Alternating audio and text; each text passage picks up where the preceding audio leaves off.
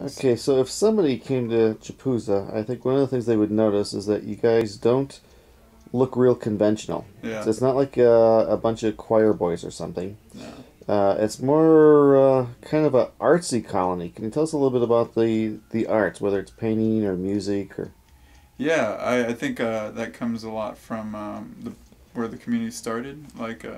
They started in a bus with a band who was playing music across the U.S., Christian rock music, and preaching the gospel. So I think that's kind of stayed as a hallmark of Jesus People is the music and the arts, because that was a big part of who they were back in the 60s. And so that's what I enjoy so much about our community. We have such a large span. We have people who look like they could be on Wall Street, and they go to work in suits and stuff. And then we have people who look completely unconventional and have piercings and tattoos. And you wonder, like, what does that guy do? Mm-hmm.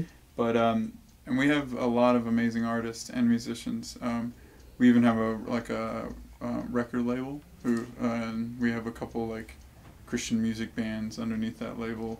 You have a recording studio too, don't you? Yes, we have a large recording studio a little south of here. It's called Totem Zone, and they do a lot of they have done all kinds of music, but right now I think they're doing a lot of gospel music and a lot of contemporary Christian music.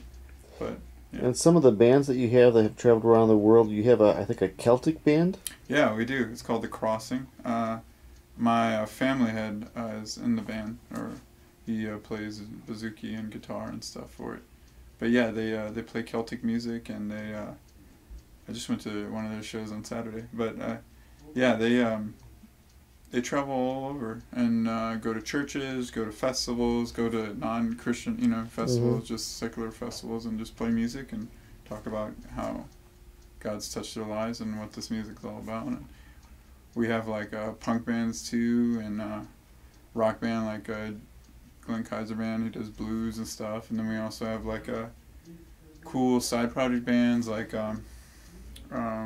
Brian Grover. He does throat singing and a lot of Middle Eastern music, and so yeah, there's quite a wide range of musicians and music and our arts. I'm blown away by when we have like our Good Friday services and our Easter services, just huge art pieces like 20 feet high and 30 feet wide, just spans of like drawings or pictures or large crosses or something. We have like Carl Sullivan, he's Tina Heron. I'm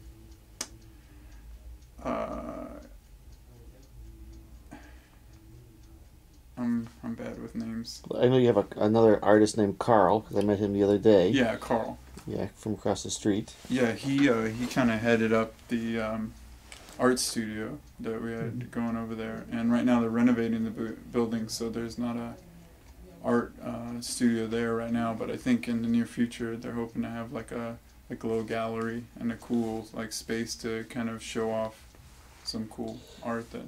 Well, speaking of buildings, you guys live in what's called the Friendly Towers, but the Friendly Towers was famous even before JPUSA was here, correct? Yeah, the Chelsea Hotel is what it used to be called. Which was owned by? Al Capone. Yes. Yeah, he owned it. And actually, I don't know, this might be hearsay, but I heard a lot of, back in the beatnik time too, a lot of like Andy Warhol and those guys, Jack Kerouac, they would come hang out in here in those days. Mm-hmm. This is one of the hotels that was cool to hang out if you're kind of a beatnik kind of person, I guess. Well, and Al Capone had kind of a business sense, so that across the street from here, he also had his brothel, so it was kept the business kind of close. Yes. And across the street from here is also Emmaus, and it's also another transformation story, because the building that Emmaus is in at one time had been a coke house. Oh, wow. So both of these are kind of transformation stories.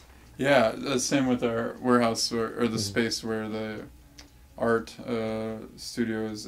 It was owned by Al Capone, and so like their elevators are large enough to fit cars with like alcohol and all kinds of stuff in them, so they could elevate them up and down throughout the building.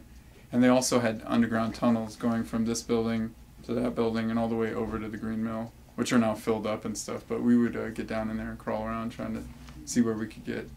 So there's some crazy tunnel systems going on around here too, which is cool. Great. Thank you.